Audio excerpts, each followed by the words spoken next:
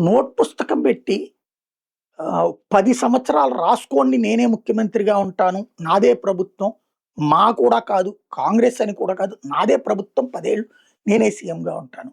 రాసుకో, రాసుకో, రాసుకో, రాసుకో సాంబా. ఎన్ని సార్లు చెప్తారు? ఎందుకు పదే పదే చెప్తారు? రాసుకోవడానికి నేను రాసుకున్నంత మాత్రాను, జనమందరు రాసుకున్నంత మాత్రాను ఎన్నికల్లో ఓట్లు రావు గదా! కాన్ఫిడెన్స్ అనేది ఎలక్షన్స్ అప్పుడు చూపించాలి. విడప్పుడు రాసుకో, నేను కూలుస్తా, తొక్కేస్తా, నాశనం చేసేస్తా, నీ సమాధి మీద నుండి నేను లేస్తా అనే పదాలు సబబైన పదాలేనా? లూజ్ టాక్ మాట్లాడిన కేసీఆర్‌ని పక్కన పెట్టిన జనం ఈ పదాలని అద్భుతం అనుకుంటున్నారా?